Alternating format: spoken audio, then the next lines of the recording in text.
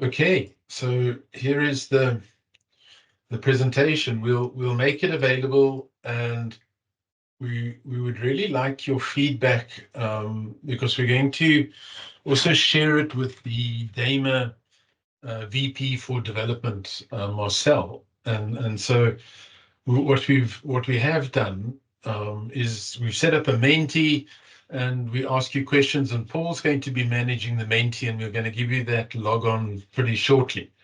So just before we go on to that, there's some very important messages that we need to share with you. First of all, October is when the CDMP exams kick into revised edition. Okay.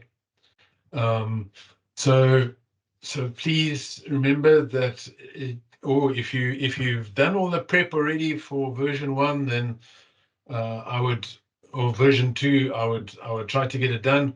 And then there is a special offer that some people seem to get confused about. But if you buy the DMBOK revised edition PDF version now, and you write and register before October, they will give you the DMBOK version 2 free. Okay. So please, if you're wanting to get it done and you want to purchase it, I'm not sure how many of you have the PDF version, but that is available. Okay.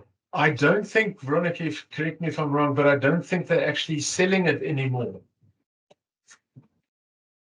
Is that right?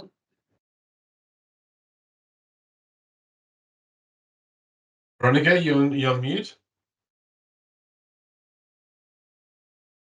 Okay. Yes, Majella. Hi, hello, Howard. Hi, how you doing? Fine. Sorry, I missed 2 webinars, but I was busy with my daughter, so. Okay. So, yes.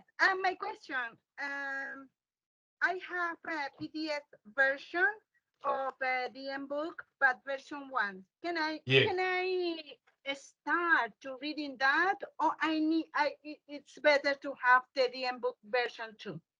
It's better to have the version 2, but let me take you through all the changes, and you can make up your mind. I would get the version 2. We've got it. But of course, we do lots of training. So the reason we get it straight away is because we want to be able to update that as quickly as possible. Yes, Veronica? I would like, yes, I would like to are you start meaning this reading version the. 1? This one? Sorry? Are you meaning the version 1 like this, or the unrevised version? No, I have a PDF which I found for free. Okay. At this time, I'm unable to buy anything until I find a job, no, something to gain money, no. And so I'm in Venezuela, which is very difficult to get a DMBOK or some book in paper, no. I need something a PDF or something like this. Okay. Right. Majella, sorry to interrupt, but what we'll do is we will sponsor a copy for you because you attend so many of the meetings. We'll get a copy, and we'll get Steve. We'll send you the PDF. All right. Oh, thank you, Howard. Thank you very much. Okay. Thank you. Fantastic. All right. Dash or Dash. I'm not sure. Is your first name Bilash or is Dash correct? Yeah, the first name is Bilash, Howard. Bilash. Okay. Yeah.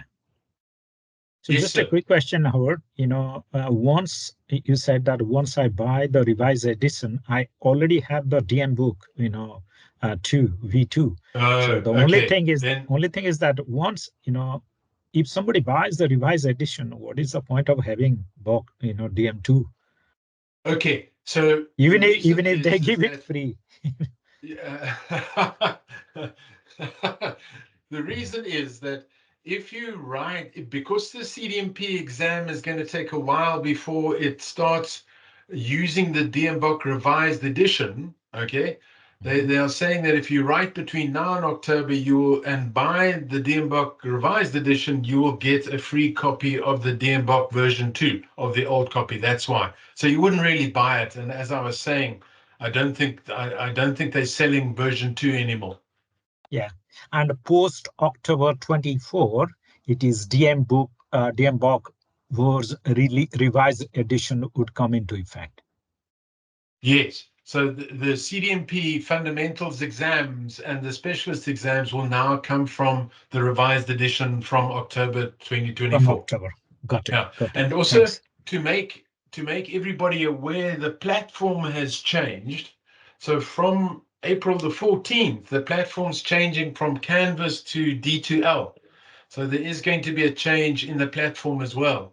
So that's also just for you guys to be aware of. Okay. Right.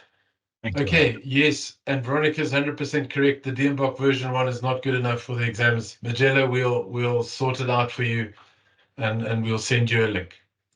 Okay, so this is the web page that the DMBOK, that Dharma International has. It's called Significant Changes to the Dharma DMBOK version 2 revised edition. Here's a view of it, and we have noticed that some of the changes they say they were there aren't there, and we'd like to give them comprehensive feedback to all the different changes that have been made, and hopefully they will update that. Okay, so if you could, this is an option for Paul. Please, would you mind joining Menti? And what you'll see is as Veronica and I go through the different chapters and we do the reviews, then would you mind just answering those questions? And we'd also like to give that feedback to DAME International. I'm hoping you'll join us. When you join the Menti, please can you just do thumbs up so Paul can give me an idea of how many people have joined. I'd really appreciate that, and we'll send those the results to DAME International.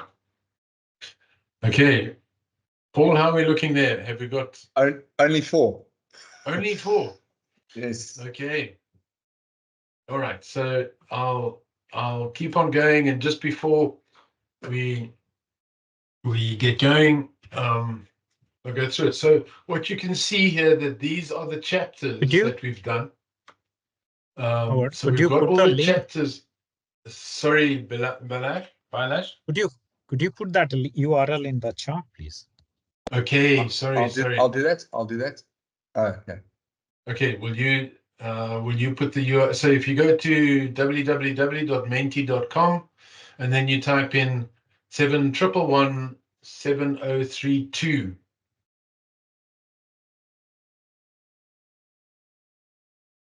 All right. Okay. So let's get going. We've got quite a bit of ground to cover. Some of them are quite easy. So this is, as you'll see, we got V2 and R2.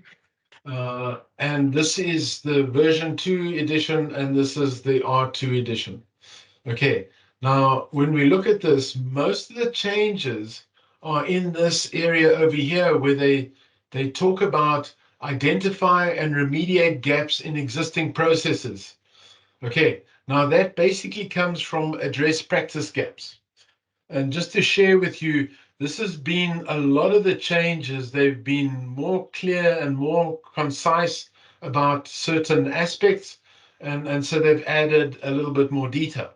Now, there is one issue on, sorry.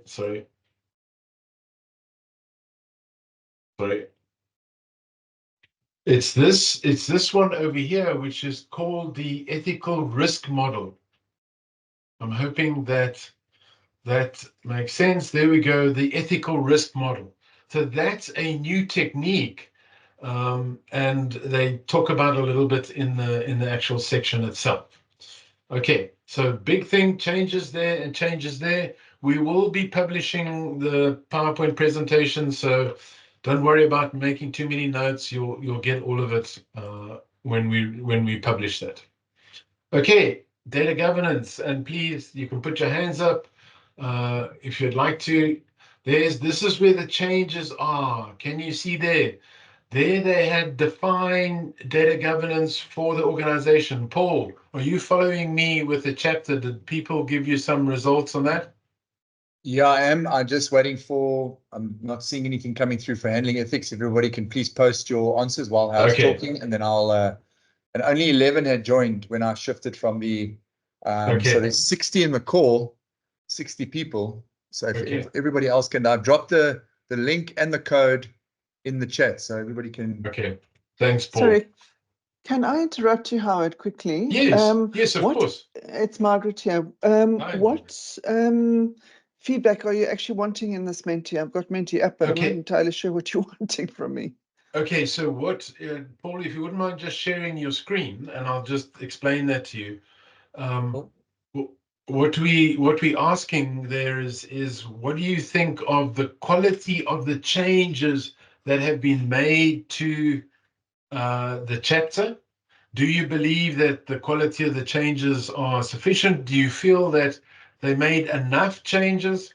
Now, maybe just to give you an example, we've had lots of criticism on the big data and data science, that the chapter's a bit weak and elements like that. So some people, and I know some people are going to say they expected more changes, and then the overall satisfaction is, do you think that the chapter is at the right level that it should be at this point in time? Okay, that's great. Thanks very much. Okay, fantastic. Yes. Bilash? Yeah, Bilash. Howard, so whenever they say that significant change, what does it mean? What does constitute significant? Okay. So what we found is that they've said that there haven't been really significant changes. This release edition is really what they call a minor upgrade to the DMBOK. It's not the version 3. So it's a lot of it's about corrections and fixing things and making things, things where people were getting very confused. They would be adding a bit more clarity. Now you'll see that the data quality section that we've got has got a lot more changes in that. Okay, and since I had purchased DMBOK 2, do I need to again pay for revised edition as well? Even though it is a errata kind of thing, minor changes for correction, etc. Is that how it is going to work? Yes, it is. Okay. And unfortunately, it's $10 more than the previous version. So that's where we currently are. Okay. And then there will be a subsequent. There is a I heard that DMBOK 3 pretty much has been triggered.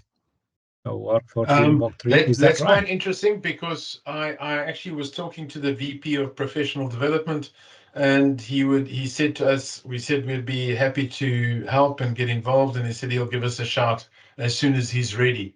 So I get the feeling that they are doing certain upgrades to it already. I know we've seen some of the upgrades on data architecture, but I can't give you too much more information on that.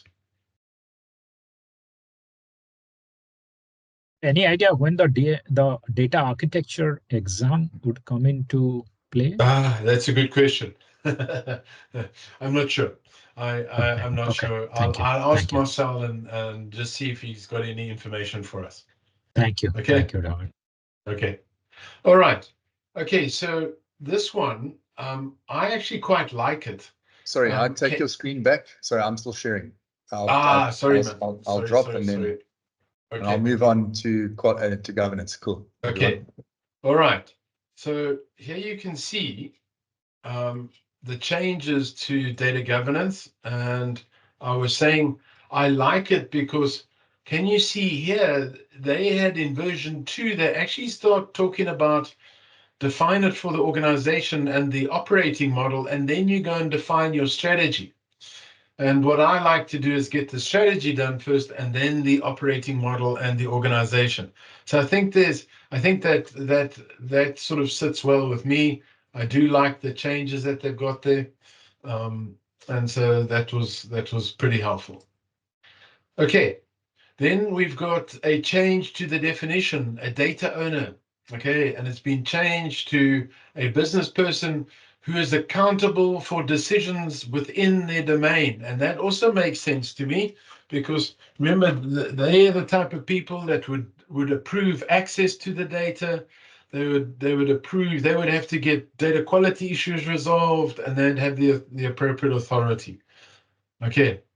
AI governance somewhere. So Duncan, just to update you, they actually treat data governance that would include AI governance as well. So that would, if you remember, there's the big data and data science section.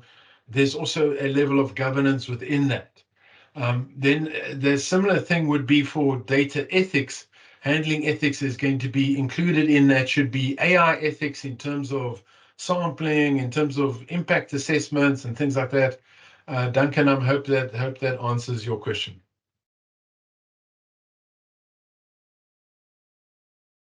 Okay, fantastic. Yes, Mark, you are right. That's sort of why I contacted Marcel to help with the version 3. Okay, fantastic. So that's the change there. The types of data stewards, that was the change on the data owner that changed. Then this is quite interesting. The old document spoke about data asset valuation as a non-fungible item, and now they've got it as an intangible asset. And that's exactly right. Certainly all my work with EDM Council, they're actually recommending that whenever you value your assets, you apply the intangible assets accounting principles to data assets. Okay, so I think that's a great change.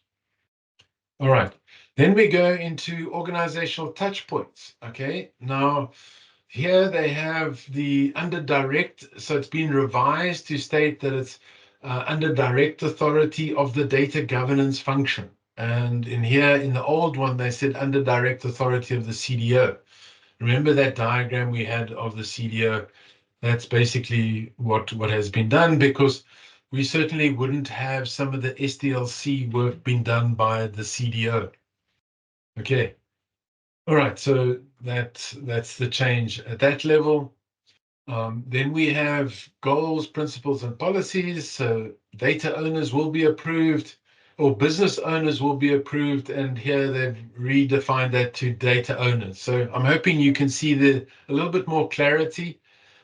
Business owners, as in the business unit owners or data owners, that's what they've done. Certified users will be granted access, and then authorized users will be granted access, and all certified data will be evaluated, and they've corrected that to all critical data will be evaluated. Okay. Now, certified data does certainly come up in data quality, but they're just being more precise here in terms of focusing on not all data assets, or not all data is the same, and we want to pay attention to our critical data. Okay. All right. Engage in issue management. And I like these changes as well. Issues may be escalated to data stewardship teams. And that's really what we're saying, is they would escalate them probably within the business unit data governance, and then that would come up to the DGC, the council, and a little bit higher up. So they're really just being more clear about the escalation path, which is very important. Getting that escalation path right and measuring how much has been escalated is critical. Okay, so there we go. In terms of developing a business glossary, we're saying data stewards are generally responsible, and here the revised edition is saying business data stewards are generally responsible, not your technical data stewards. Okay. So now within that, within the business glossary, they're saying add security and privacy classification to the metadata found in business glossary. And we also need to be careful there in terms of being able to have security on the metadata as well. All right, coordination with architecture groups. I think that's very true. I've certainly seen, certainly with my experiences, that when presenting this statement to enterprise architecture, they look at it with a bit of an eye, and basically they're saying, oh, so are you saying that the Data Governance Council sponsors and approves all the data architecture work and not enterprise architecture? So now I'll be seeing here that it says possibly sponsoring and approving. Okay. Title change, section 216, that the old one was sponsoring data asset valuation, and then it's on the new one, it's define the data asset valuation method. This is very important. I don't know how many of you have attended my last month's implementation framework for data valuation. There's in the region of 6 or 7 different approaches at this point in time, and this is very important to get this right. Okay, so just sponsoring asset valuation, that's not enough. We need to get this data asset valuation right. Okay, now both EDM Council and the NDMO have created a separate domain now, but that would constitute a big change, a significant change. All right, so they've just done some minor changes in that regard. Paul, you got enough feedback on the data governance? Only 7. Okay. Please, everybody, give me your Not marks. much at There the we go. moment. That starts to ramp up. Cool. Okay. They're probably waiting until the end, Howard. All right, fantastic. That makes sense. I'll give it a minute or 2 and then I'll shift it to the next one. Cool. Okay, data architecture. All right. So what you can see here, notice what you can see here is, here we have managing enterprise requirements within projects. Now, this was under a planning section, so it didn't really make much sense. So you can see now that they've moved that to a point number 2 and then integrate with enterprise architecture. Okay, so I don't know about you, but TOGAF and everyone is like that. What that is all about is managing requirements. Okay, TOGAF talks a lot about the process of managing requirements, and then it's about making sure that we get the business requirements and then we move them and allocate them to the appropriate project. So I like that change. I think it makes sense. So that's the change that we're looking over there. No change to the deliverables, no change to techniques and the other different areas over there. Okay. All right. Okay, so this is just noting where we had the change in that section over there. There we go. All right, so that was data architecture. Yes, Balash, how you do? Yes. Okay. So just one question, Howard. The earlier part, it was talking about the traditional way of defining the data architectures. So in the revised edition, have they included the, the cloud native data architectures? No, they've done a couple of those changes, but not a lot. That's sort of where some of the disappointments would come in. That is much more relevant in today's world rather than agreed. Sticking to the traditional data architecture, which may not be sufficient. The question we need to ask is it, and in your opinion, do you believe that's a significant change? And is that more a version 3 change or a version 2 change? Correct.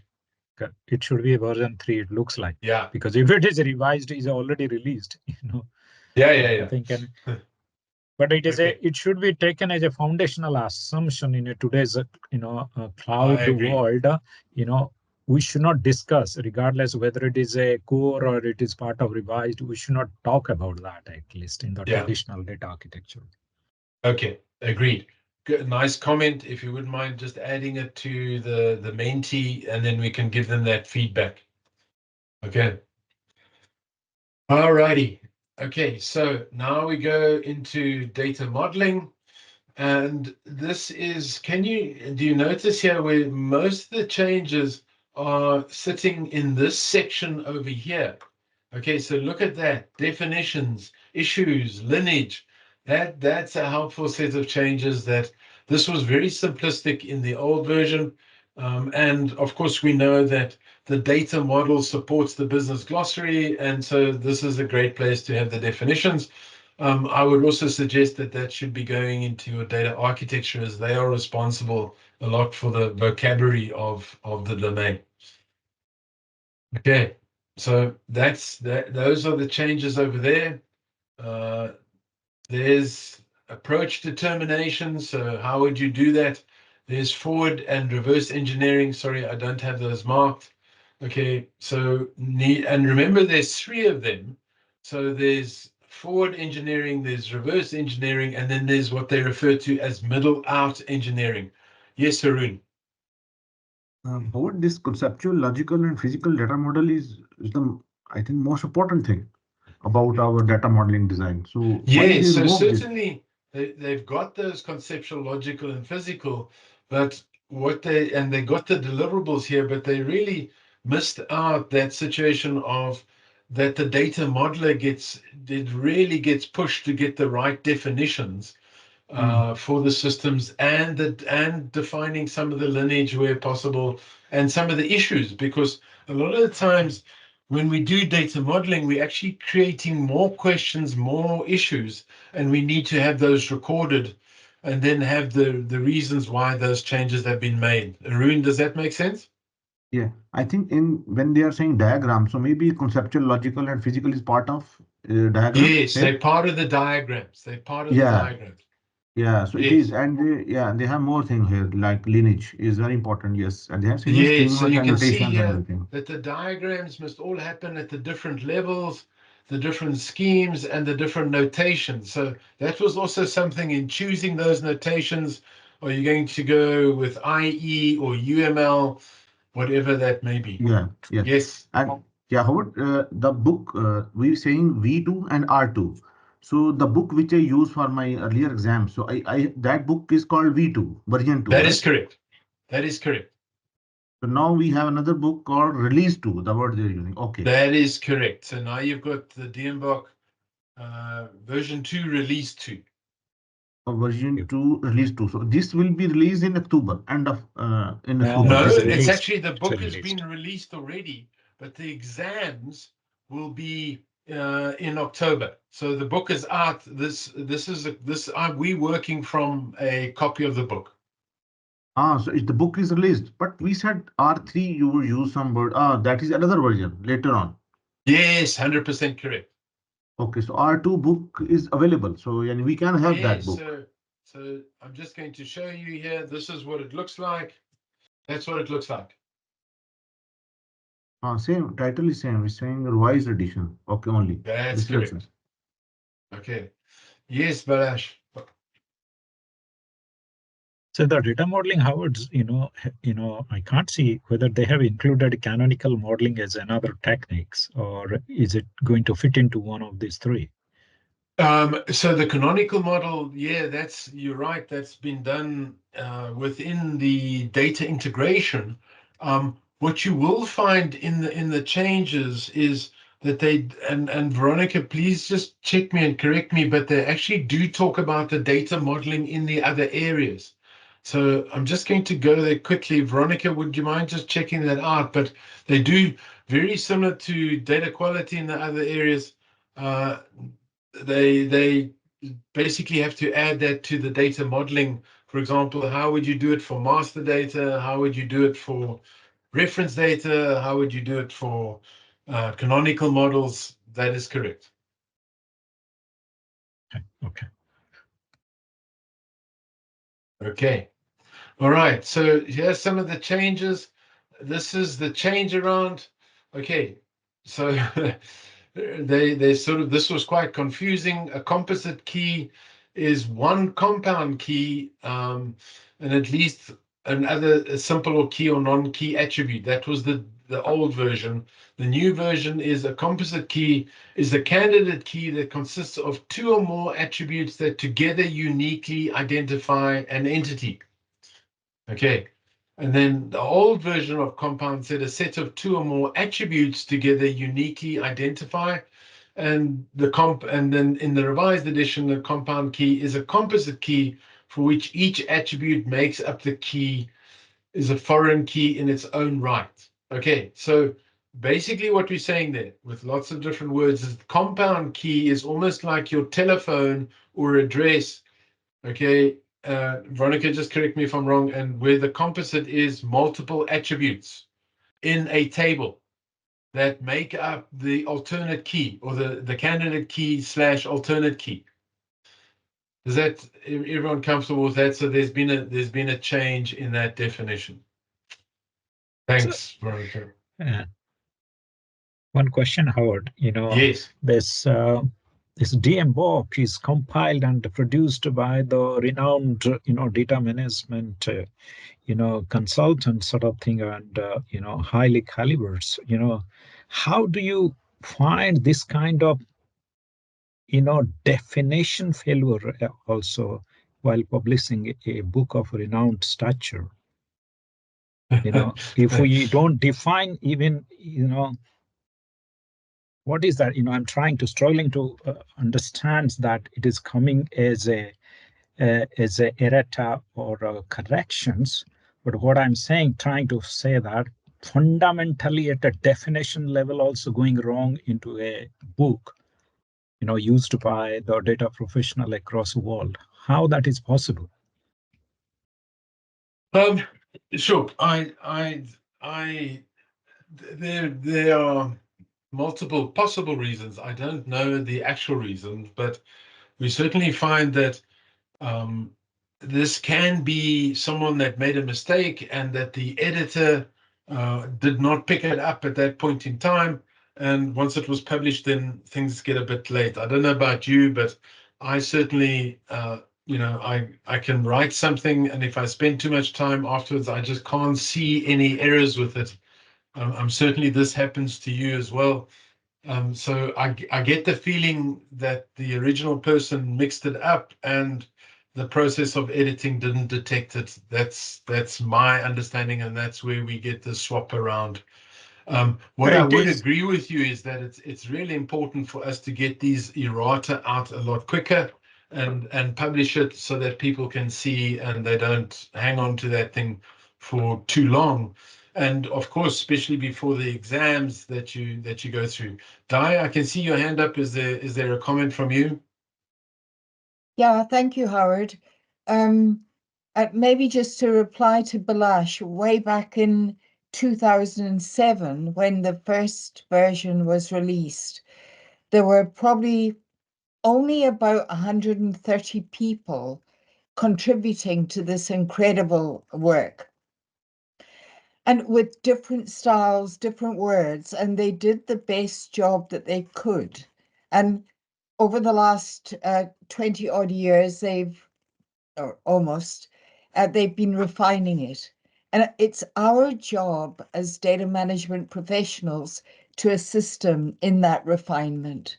And if we don't contribute, then we're at fault. Anyway,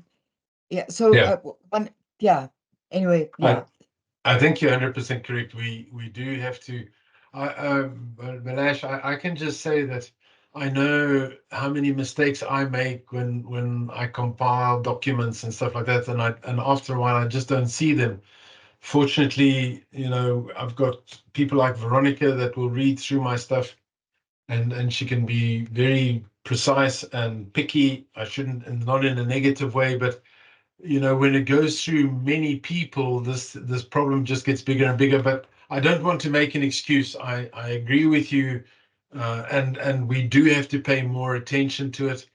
And I was wondering, Mark, I don't know how any comments from your side? I know you've been with DMI for a while. You're not no longer with him.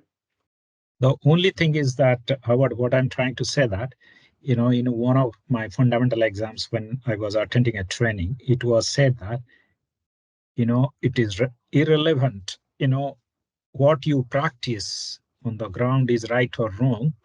Your answer in exam question should be aligned to the definition of DMBOK. Okay, so just to I don't know whether that is true, at the first place or not.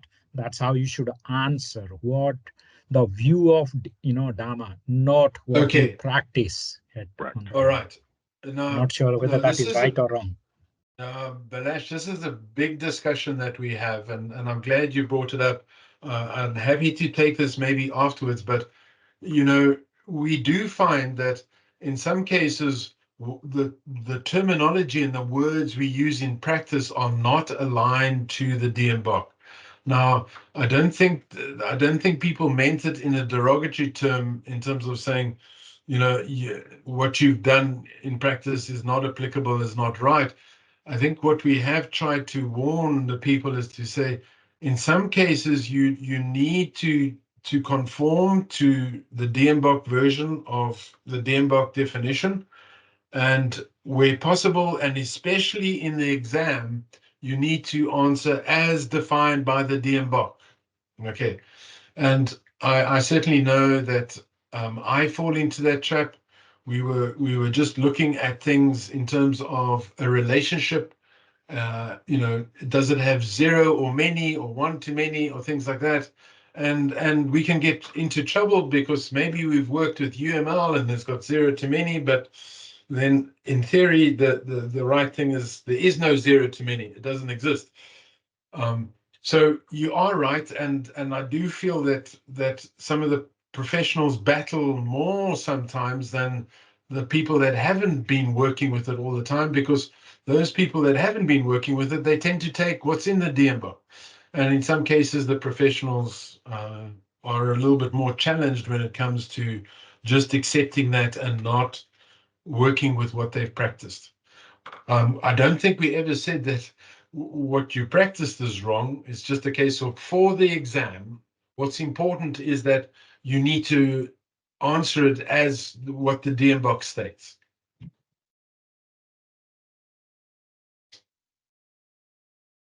Thank you. All right. Go. Okay. Mark, anything from your side? Yeah, no, I was going to comment. I can't imagine the headache coordinating 100 authors to try and get a body of knowledge in any field. I mean, bully for them.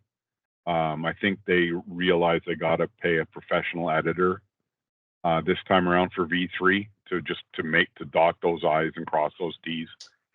And whenever we do any presentation based, any study group with the DMBOK, we're here to talk about what's in the DMBOK.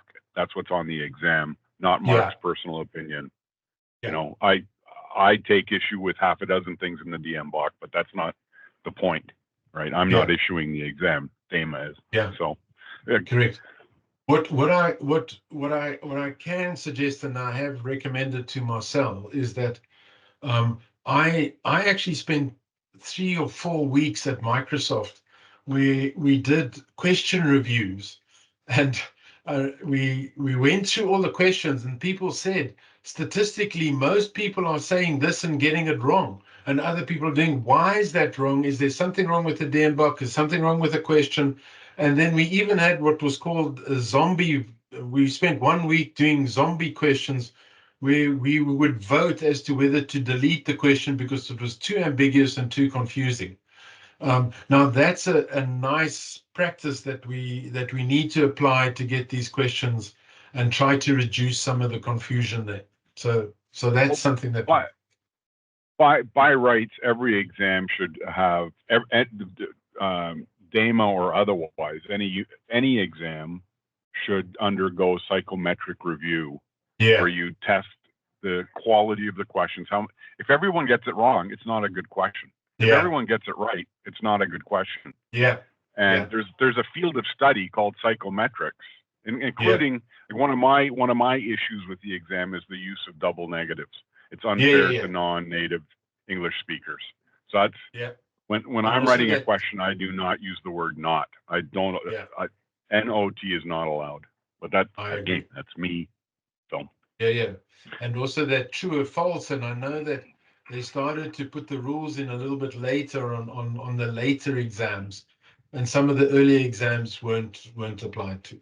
But okay, let me try keep going, because so there we have the definition of the domain.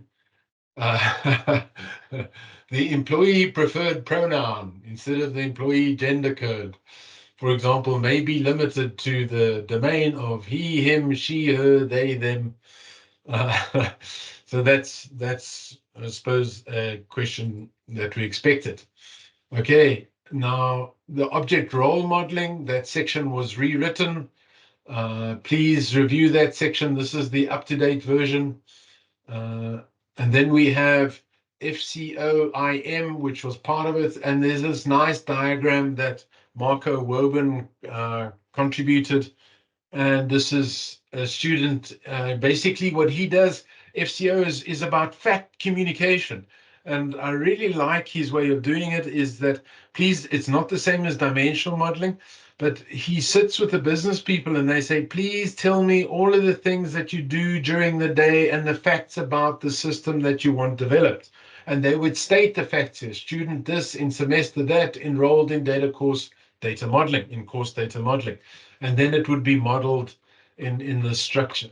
Okay, so very nice technique. I really like it. And if any of you are interested, we could get Marco to share a little bit more. Okay, so that was the data modeling. Pause just a little bit there for those wants to come in.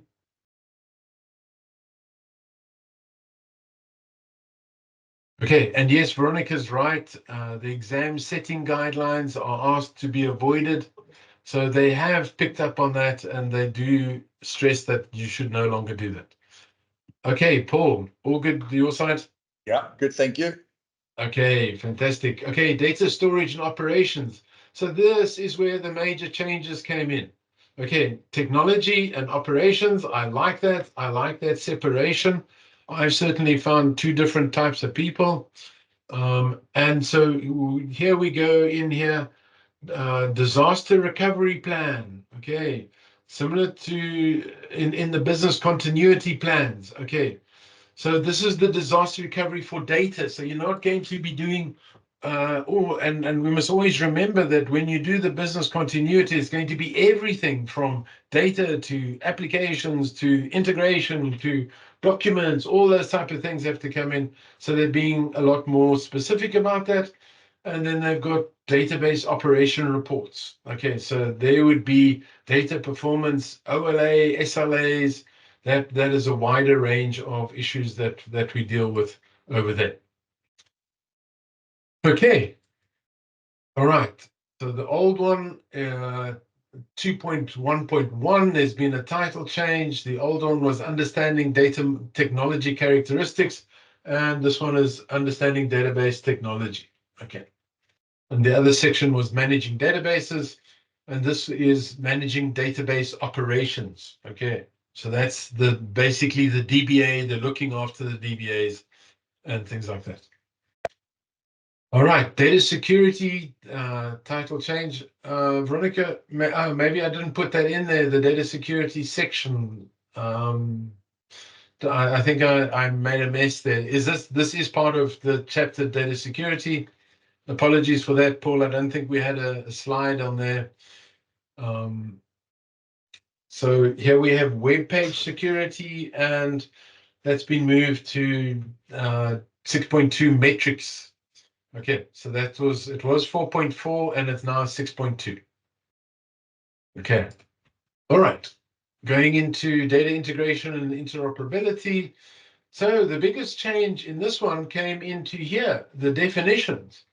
Okay, so here you can see the definition was managing the movement and consolidation of data within and between applications. And this is something that we had to do in our training. Was data integration is about the movement, data interoperability is the between systems coordination. Okay, so that was quite important. And then you'll see quite a few changes in the techniques that have come about as well. There we go. So there's quite a few changes in this area, and you need to pay attention to that. Now, one thing that I was a little bit disappointed in is that data latency is something that I can relate to in terms of the data quality, data timeliness. timeliness, but that's also expressed as data availability. So I spend quite a bit of time talking about data latency and the business requirements, and now they've changed that to data availability. Okay, which is the best term? Not always sure, but those are the changes that they've made over there. Okay, I quickly added in security. If everybody can just fantastic. Yeah, let me just, if you see it, and then I'll go give a few seconds for that one, and then I'll jump to the next. Security has been completed. Good, awesome. Fantastic. Thanks, man. And there you can see, I actually like this. I spent quite a bit of time talking about the time to market for enhancements. Maybe it's people like Mark and Di and myself and those people that have been around for a while. When we did data movement and SSIS programming many years ago, I still remember Mr. Kimball saying that the typical duration for an ETL process was around about 6 months.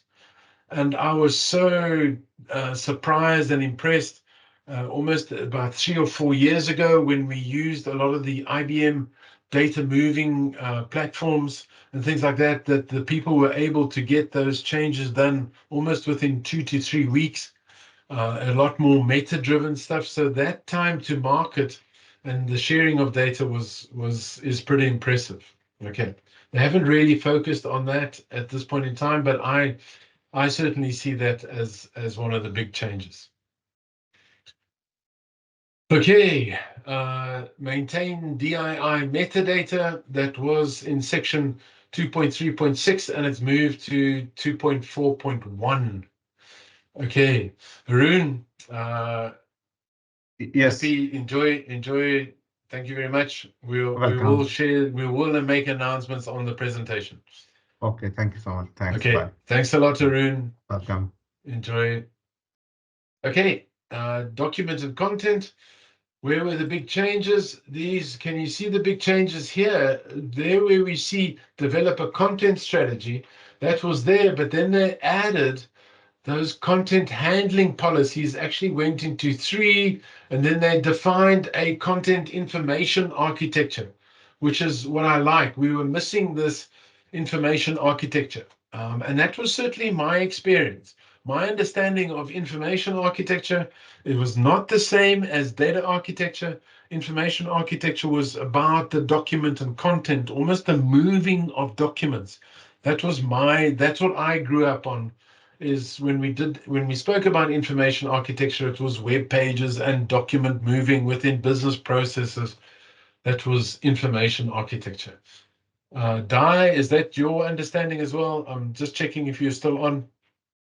Yeah, I'm still here, Howard. I like to consider a document and content architecture and referencing master data and data warehousing when I look at architecture right up there at 12 o'clock. Yeah. Sure. And yeah, but nice change. Very nice change. Now, if you remember, version 1 of the DMBOK had in the data architecture area, they had all the architectures for all of the different knowledge areas, reference and master, exactly the way you spoke about it now. That was a change that was made from version 1 to version 2, where a lot of the architecture sort of work or things went into the different knowledge areas. Okay, so here, this is quite a bit of the changes that happened over there.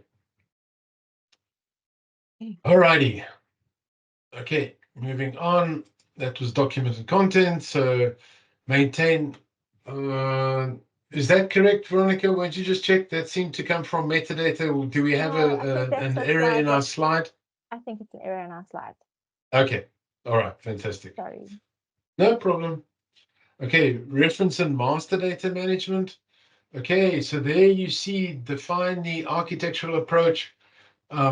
Now, what you can see here is that they've removed validate data definitions. Okay. Now, I like that in a way because that harmonizing and standardizing of our data was one of the things that helped me explain why did we need the driver for master data. And I really like, I can't remember who it was. I think it was, I can't remember, Tom Redmond or someone like that, who basically said, please justify that you do have a master data issue before you start doing master data. Okay, and that was typically different definitions across different systems, different understanding, and we needed to get this standardized. Okay, so anyway, that one has been taken out, and now you can see it's basically basically it has been removed, and then we've got the policies and the procedures. So that's really the big change there. That was where the change came in at this point in time. Okay, and then we've got some changes here. So there you can see ingestion and consumption. So they've changed that to data consumption and services. Okay, so I always saw that so that is better where we're talking about ingestion and consumption. Okay, they've skipped out the ingestion in this scenario. Okay, we got Jai who said I always create journey maps. Can we include this as part of the deliverables? Jai, are you referring to this as part of reference and master data? Are you referring to the journey maps within a master data entity? Yes, correct. Okay. As process. Okay, certainly. Would you mind adding that to the comments on Menti, and we can communicate that back? All right, thanks. Jai, it may be helpful if you wouldn't mind. I would really love to hear about that on a webinar, the use of journey maps within master data. That would be great. Sure. Okay, fantastic. All right, okay, so reference data and master data, the context diagram, that was a section change. Okay, now we're going to data warehousing and BI, and the big change here was in this data lineage. There they called it a lineage dictionary. Okay, and I remember quite a few people asking me, "What's a lineage dictionary? Is that the same as a data dictionary?" Okay, so that I appreciate the change, and then also the training and adoption plan. Okay, learning and adoption. There's training and adoption. Okay. So that's that one. And then that's interesting. We had the removal of customer and user satisfaction. I was quite disappointed about that. I always see that a lot of the data warehousing and reporting is to be able to say, well, how many people are satisfied with the data mart, with the reports? I actually felt that we needed quite a bit of feedback on that. I don't know if anyone else feels the same way. But I like talking to the customers. For example, the very first time I built a data mart, I included just about every single column in my pivot table, and someone came to me and they said they don't know where all these columns come from, and it's too confusing. Fortunately, I could use folders and I grouped them in there, but still, what I learned after that was giving them too much information can be quite confusing. Yes, Balash. So Howard, referring to your point, the customer satisfactions, that measures, should be applicable to any data products, You're how right. you see You're that right. as a data. So, it is not just for DW or BI, end of the day, I could ask, how my customer is satisfied with my outcome of my data quality initiative or project. You're right. I might have stopped at data quality. I might not have delivered DWBI. I stopped that as a isolated project, but still then I need to find it out from my customers. Are they happy You're right. with my, You're right. And so yeah, that could be, it should be applicable across the board, I think, not just I for do DWI. feel that they do talk about that within the data governance section, where they refer to that collaboration and engagement with the user community. They refer to that as the readiness assessment, the data management readiness assessment. So I do feel that it's addressed there. And you are right. There's a case of should we be having these metrics across all the different areas? I do think it's a very important thing to mention. That's a good point. But I would agree with you in the sense, because predominantly, the perception is that our users, they use reports, BI reports, kind of thing, predominantly, compared to if I see data quality, data governance in terms of volume of users, So relatively, what you said, it carries weight, because that's is a very normal perceptions. Whenever we talk report, immediately comes to mind users. But whenever we talk about data quality, it doesn't come end user to our end, mind. So, so immediately, it's a very psychological kind of thing, but I would agree. Balash, the other thing that Paul and I battled with, we went on to one customer and they had in the region of, Paul, I can't remember whether it was something like 2,500 reports. And the people said, this is crazy trying to maintain all this stuff. Where do we find it? How do we get there? How do we know what's there? And the people were very unhappy. They just found that the whole reporting landscape was a mess and it was taking them too much time. So that's sort of my experience, and I've certainly battled with that quite often. Okay. Alrighty. Okay. The context diagram has changed 2.1.4.1. The goals, there's been some changes in the goals to create insights to support, enable effective decision analysis, business analysis, and decision making. Okay.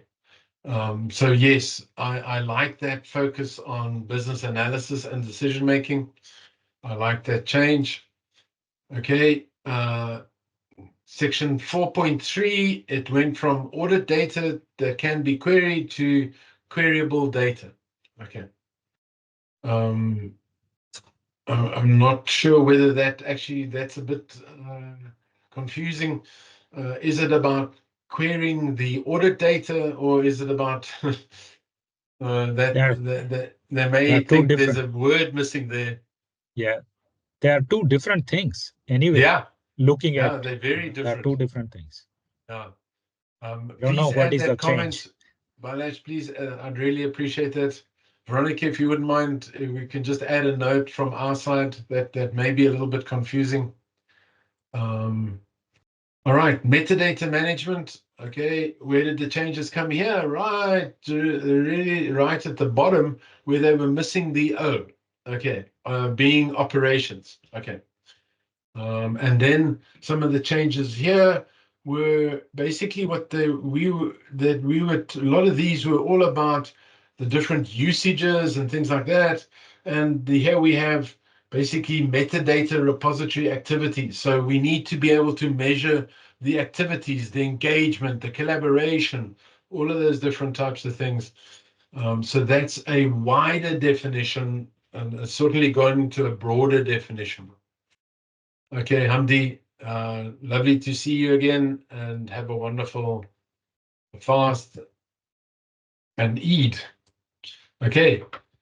I think we changed that.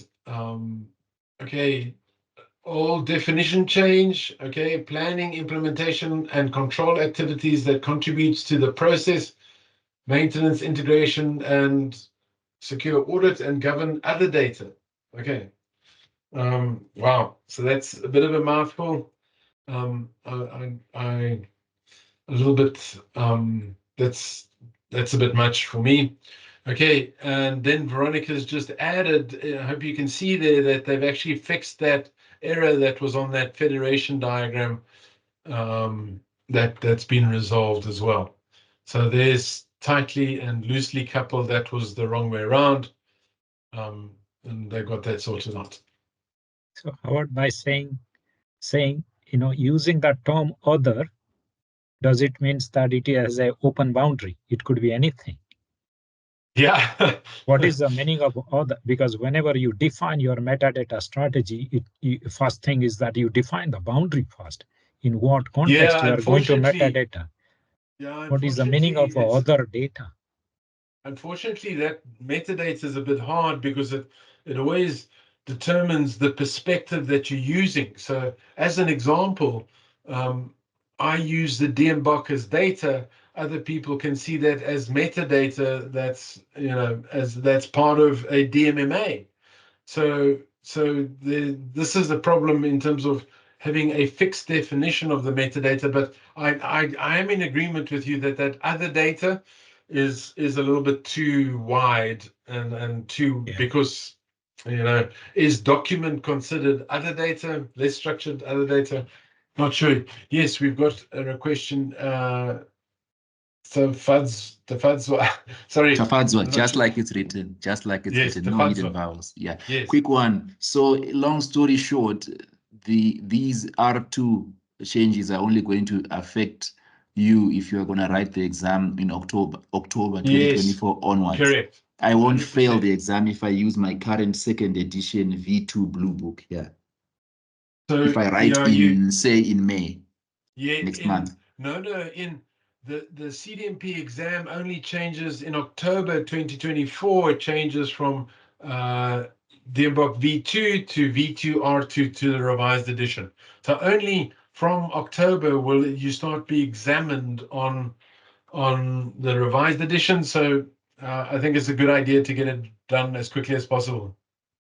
So if I write in May, I can still use the book, the blue book I have, 100%, without 100%. causing grievous bodily and financial harm to myself. Yes, Okay. certainly. That is correct. Okay, thank you. Okay, great. All right, now errors on the diagrams in metadata. Figure 85 removed errors from tools layer, and 87. Veronica, if you wouldn't mind just adding those to the chat, that would be appreciated. Oh, the unchanged ones, because they didn't change them. They said they they said they proposed they were going to do the changes and they didn't do it. Right. Okay, and then fantastic. I stared and stared and stared, and they didn't. They were the same diagram. Okay, fantastic. Yeah. Okay, great. Thank you very much.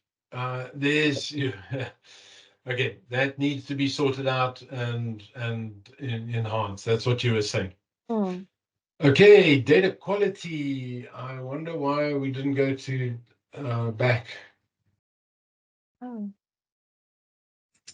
Okay, all right. So now we're on data quality. And if we look at some of the changes, this is the top part that we've got some changes. Okay, now I was very happy in the one sense in terms of them mentioning a framework. Paul, remember all the effort we went to convince people that we need a framework, we need to define a framework. But then what they did, for some strange reason, they removed the term strategy. Okay, so define a data quality framework. Now, for me and my understanding is that we need a strategy and a framework, and they're not the same thing. Okay, so but we'll see how it goes. That's what they've done in that situation. Okay, then they have. Sorry, Howard. Yes. They've removed the strategy from the activity list. Yes. But they've left it in the deliverables. That's not possible. You're right, Norman. I think there's a mistake. Yeah. I would have defined data quality strategy and framework, but you know, I actually quite like that define high quality data, but that's also part of an awareness thing where you actually say to people that, what do we mean by high quality data for our organization? Absolutely. And that's before we even get into strategy and stuff like that. And as Veronica says there, is that when you go to that section on that activity, they talk about data strategy. So it's not, I think it's just a missing label on the activity. And I think it's an important label, because certainly when I do a DMMA, I take the activity labels and we talk about it at the activity label level. Okay, not at the details. Yeah. Norman, you're right. Good, thank you. Okay. And normally, Howard, you know, we don't use high quality. You know, we define what is the acceptable quality, what the organization is ready to accept, kind of thing. Because we have seen in the same sector, for the same data item, we go to two different customer, they talk about two different data quality, which is fair enough. Which is fair enough. So then there is nothing called high quality or low quality, sort of thing. Either acceptable or not acceptable. It is a binary sort of thing. Yeah, it's that fit for use. Fit for use. Purpose. Exactly. Correct. Yeah. Correct. Yes.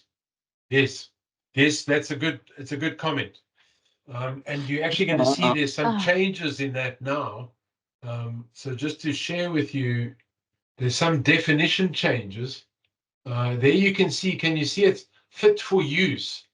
Balash, there it is right on top there, fit for use. Whereas this is needs of the data consumers, which is also quite nice, because I also like to share with them is that definition of fit for use is dependent on the person consuming the data. Okay, so, but anyway, it does say local consumer and is fit for use. So the definition has been upgraded to bring that in, but they've sort of left that high quality data there. Yeah. So is there any possibility that there will be a revision 2.1? I'm going to ask just for maybe an errata. Maybe we can just get an errata and then let's get to version 3. Okay. So the other changes are, look at this, it's added remediated data and certified data. Okay, so that's certainly, I've seen that more and more, this term called certified data. Paul and I, we changed that to what we refer to as a data asset, that only when the data is certified and curated, ready for use, do we call it a data asset. Otherwise, it's just a data product.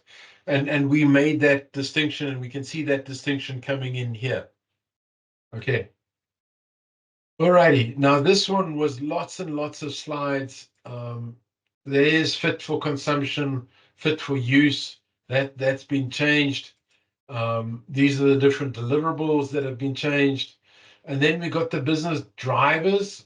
And you can see just some changes here. So I'm not going to go through all of it in terms of that you guys can read. we're just trying to identify it. So please pay attention to this area. Okay. And here they said one thing I did find interesting, where previously in the version V2 they spoke about a governed approach to data quality, and here they talk about a systematic approach. Okay, so they made that differentiation in this scenario. General goals. Okay, I sort of like this. Every day I come to work and my data is ready. I do not have to spend hours correcting it, massaging it, fixing business processes.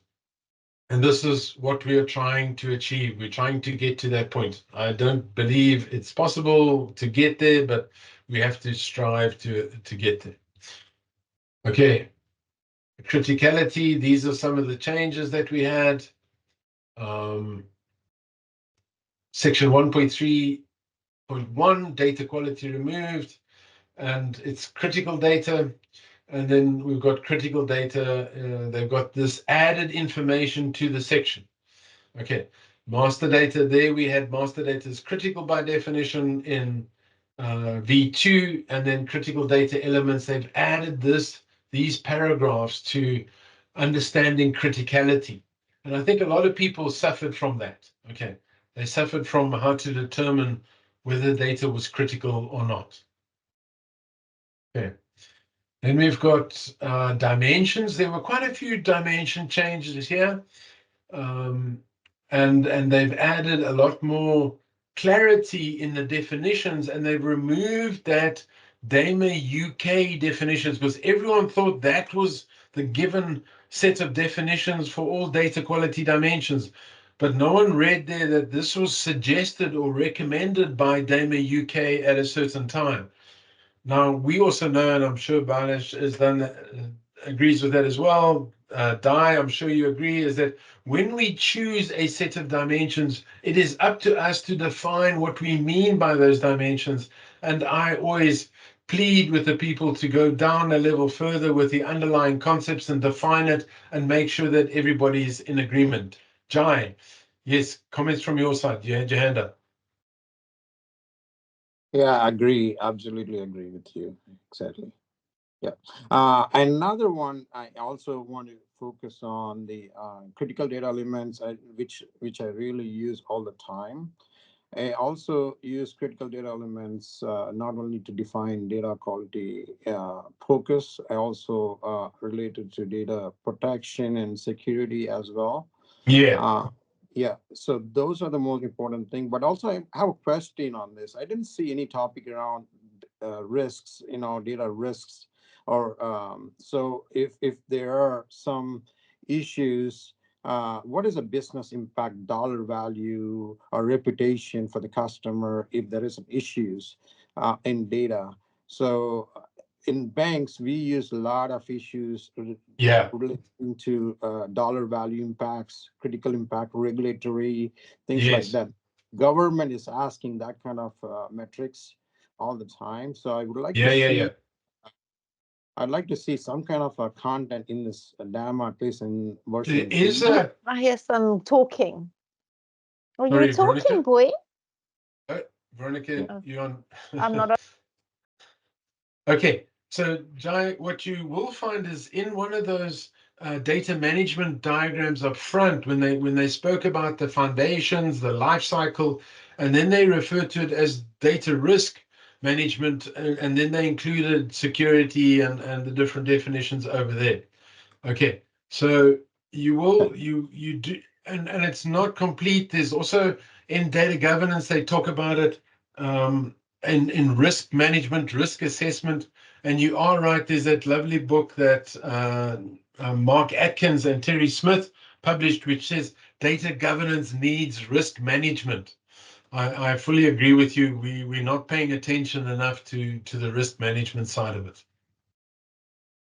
Sure, thank you. Okay. All right. So going on. So these are the different definitions. You see, there's accuracy in the old and there's accuracy in the new. Completeness and completeness definitions. So please pay attention. It's helpful definitions. I like those definitions. And we can certainly make use of them. Okay, there's consistency in version 2, there's in V2 and then R2, and integrity as well. So they've given a little bit more set of examples that can help us understand what these definitions are of the dimensions. And then we've got reasonableness and timeliness. Okay. Certainly what I like to do in your support for doing the DQ specialist exam is make sure that for every single dimension you have at least that definition whittled down to 1 or 2 sentences that you know that you can apply to helping you answer the questions. Okay, if you have big long statements like this, you're not going to make it through that specialist exam. Okay, there's uniqueness and validity. Okay, a lot of it's referred to the domain of values. Lots of people miss this out, that defined domain of values. Okay, they missed out that focus on the defined domain. Currency was missing. We now have that currency definition. What I like to call it is up-to-dateness, or is the data up to date? All right, DQ business rules. It was data quality business rule types that's been reorganized and more details been given and aligned with the DQ dimensions. So that's done a lot better. As an example, validity rules. There you see the compliance and the actual definition. The UPS, FIPS. So they've spent a bit more time on that, which is very helpful. Okay, those are more business rules, data quality rules. So nice there. Then notice this change on what we call the implementation framework. It was 1.3.6. It's now 1.3.4. Notice that they've added the data quality team on. So this is a very helpful thing. Lots of people got confused between do and act. Okay, and it's the business operations team that once they've got the changes on data quality, they are there to deal with emerging issues. Okay, so it was fixing emerging issues, and that was things that came around with the latest set of changes. Okay, so that was quite helpful. This, guys, I really like this. I don't know how to express it more, but I do this for my RCA, my root cause analysis, my remediation. Have a set of templates of fishbone diagrams. Okay, so that when you apply it, you can stick to these ones over here, and then you give more details underneath it. Okay, so people can know and they get used to the type of issues that you talk about, and you can apply it, and you can speed up your fishbone diagram creation. Okay, so I use that a lot. I thought that was great help.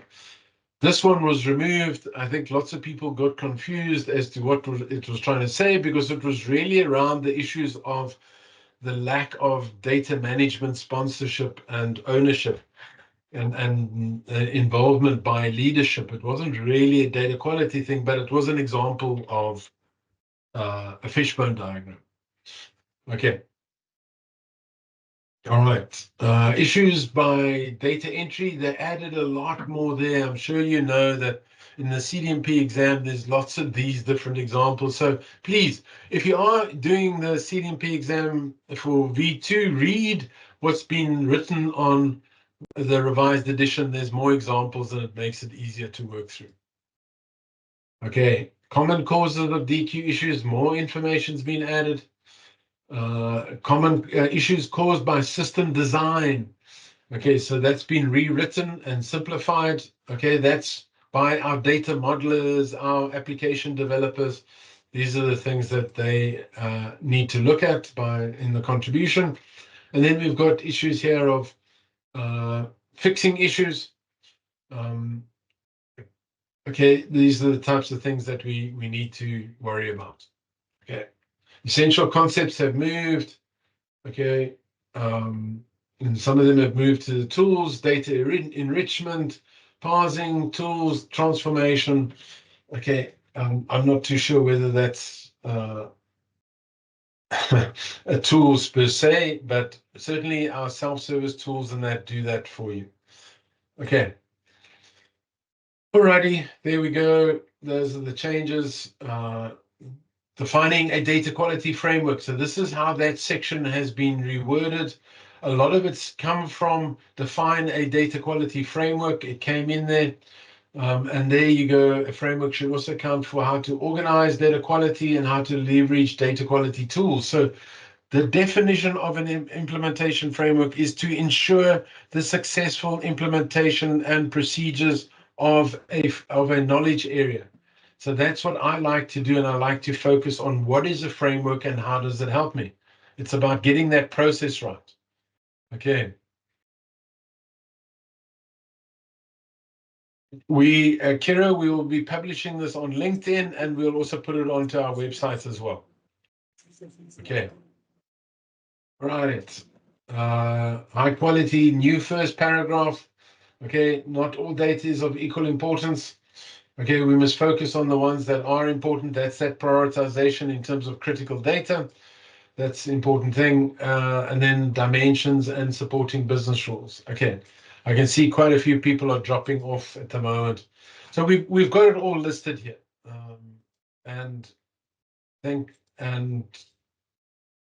So there's lots of changes. The data quality, you need to pay attention to the data quality process. They've improved this one quite a lot. So I don't know if you remember reading through that. We used it, lots of examples. And what they've done is now they've broken it up into completeness, uniqueness, timeliness, validity, and they've given all of the different business rules there. That makes a lot more sense. So that was a great change. Okay. Implementation guidelines. Now, this was quite a bit in terms of it wasn't that cultural changes that are there.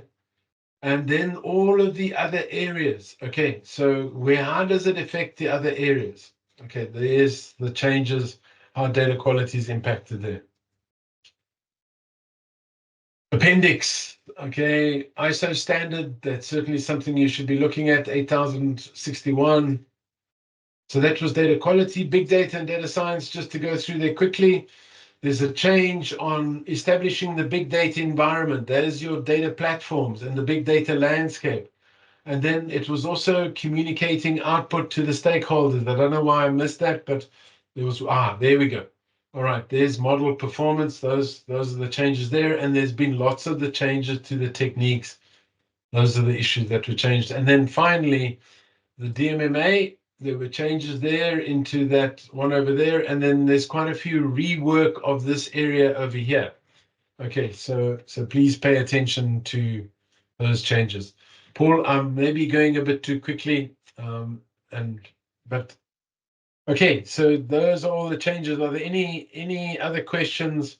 I know I rushed a bit. I'm basically an hour and a half, but I think Veronica took a lot of my time up in the beginning.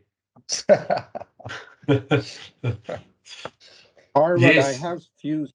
I have few suggestions. Maybe I would like to, contribute for version 3. Sure. I have done a lot of data domains, identifying critical data elements, KPIs, business metrics, and also business risks in that area. So I would like to share some few templates, and Sure. I will send that to you via LinkedIn, so we can connect. Yeah. Fantastic. Excellent. Thank you very much. Thanks for your engagement. Adisol, I see your hands up. Yeah, hi. Sorry, thank you very much for today's session. My question, I just wanted to clarify. I've heard a few versions of. I've heard people say also, it's regarding the CDMP exam. So are we saying that if we're sitting the exam before October, we can use the current DMBOK book version 2? Yes, you can.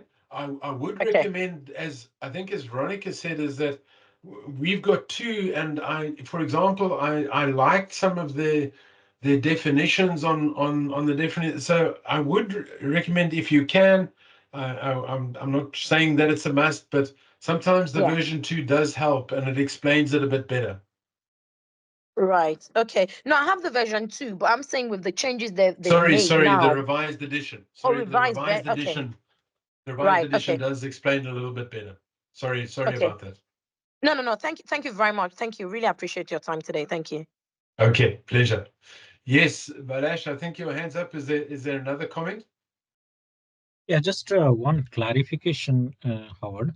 In terms of the sustainability part, oh yes, I couldn't find it out, that part actually, and why it has been pending for such a long time. I don't understand. It is a critical driver for any business today. So that part is not missing. So I was trying to look at it while you are walking through the data storage and business continuity. So I couldn't find that as well, the sustainability part. Where they do talk about it, they don't use the word sustainability, but they do talk about embedding data governance and ensuring that it doesn't break when people leave and it is sustainable. So that section on embedding data governance does talk about ensuring that you have the right backups and the right number of people and things like that. But it doesn't specifically mention sustainability. Yeah, I was talking, I was referring to that, the ESG. green data management, the ESG sort of stuff that EDM Council have got. Correct, that one. Okay. Yeah. And the other thing in the big data, science also, I am not sure whether they're talking about, the auto profiling aspects of the data and what the organization need to be, worried about, as part of that, and how the data management process would be different, if the end use is going to have the auto profiling, auto decision making kind of thing. Are you referring to the automation or the AI application to data quality? Yeah. Yeah. I would, yeah. And I suppose that's I suppose one of the problems with, I do know that there is a section of data quality in big data, but they don't talk about that, and they really don't mention, certainly the fact that due to things like velocity and veracity, that data quality is a lot more challenging within the big data environment. Yes, John. Yes, one more thing I forgot to mention when we talk about data quality things. One of the things that I always do is the data quality, data issue sources. So when I say data issue sources, is data issues can be occurring during data entry process. It could be a deliberate mistake. Right. All these different things, but also data issues can occur during data process like ETL, data matching, consolidation, and everything, transformation process.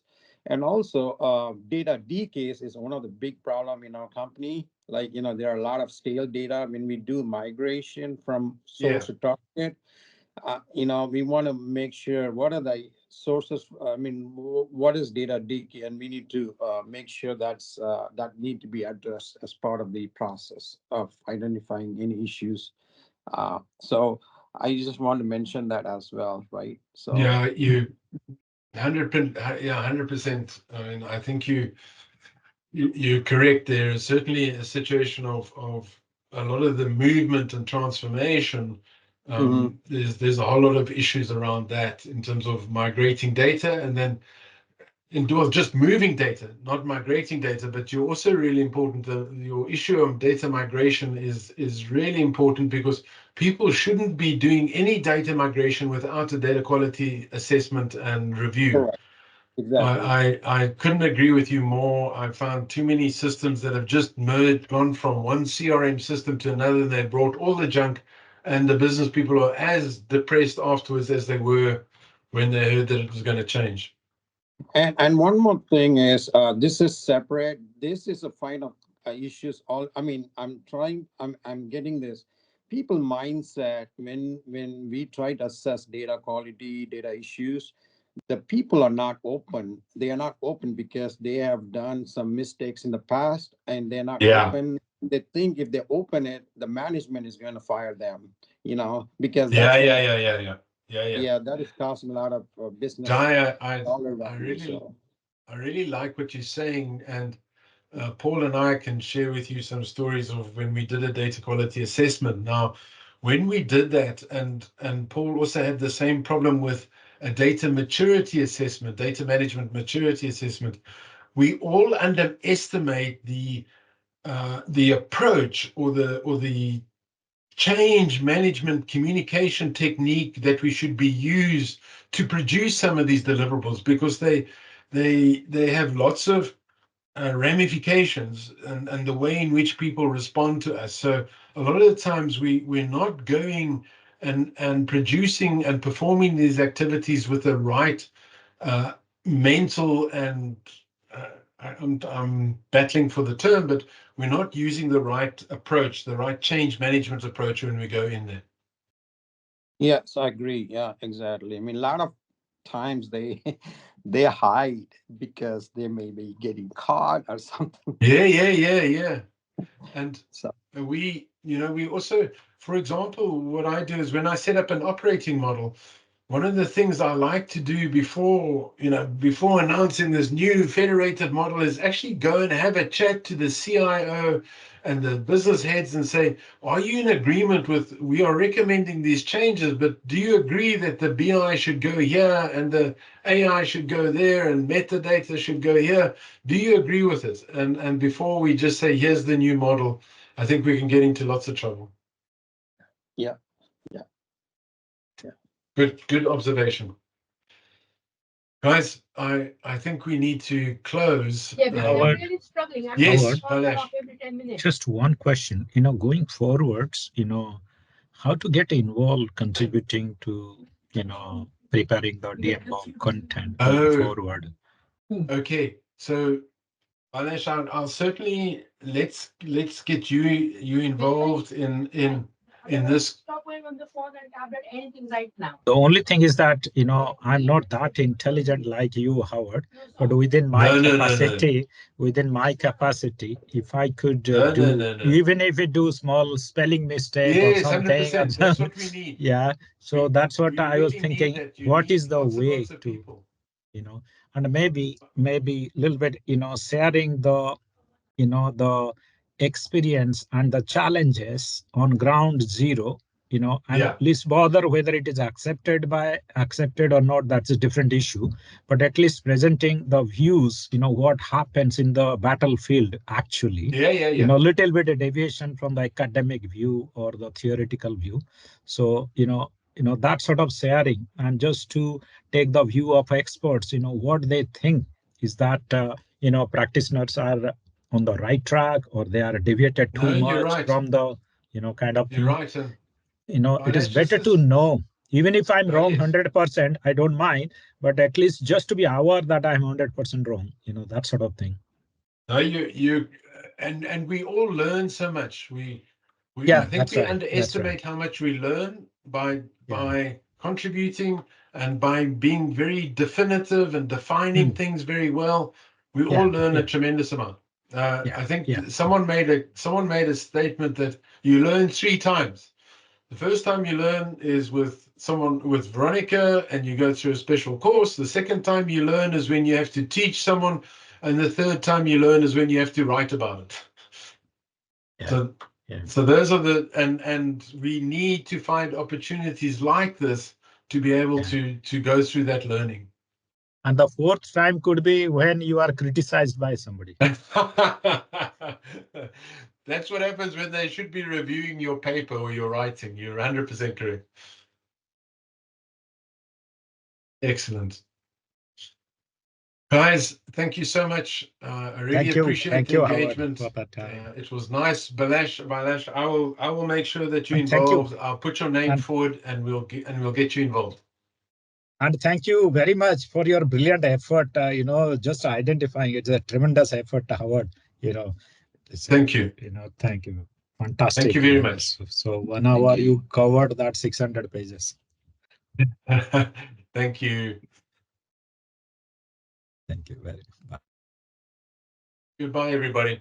Bye, everybody. Thanks, Howard. Thanks, Veronica. Brilliant. Howard, it's me, Mayela, we'll try to get that book as soon as possible. I'll get Steve to download a copy in your name. Mayela, so when you buy online, then it has your name in there. So I'll just talk to Steve about how do we buy one for you. Thank you very much. I really appreciate that. Okay.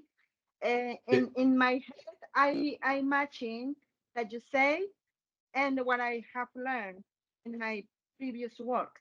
Okay. This is a wonderful session. Okay. Fantastic. Mayela, all I need is your surname and your email address. Torre Alba. Okay. Can I type there? Yes, in the chat? Okay. Won't you? It's a bit public here, so. Okay.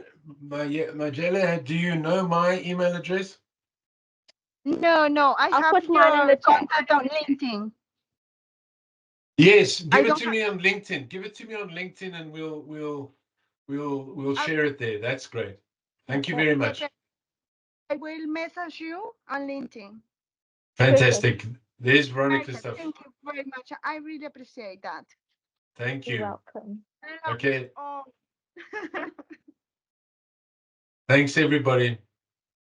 Thanks, Paul. Thanks for the help there. Awesome. It faded at the end, but got some data. So cool. I understand that. Thank you very much, sir. Cool, man. Cheers. Bye. Bye, everyone. Cheers, everybody. Bye. Bye. Henry, good to see you. Maybe good to see you too, Howard. Oh, nice. You there? How's the Scandinavian living treating you? Well, luckily I'm back in South Africa, but I'm planning a trip for New York. We have got a client there we need to go visit at some point. So okay. Where are you in South Africa, Henry?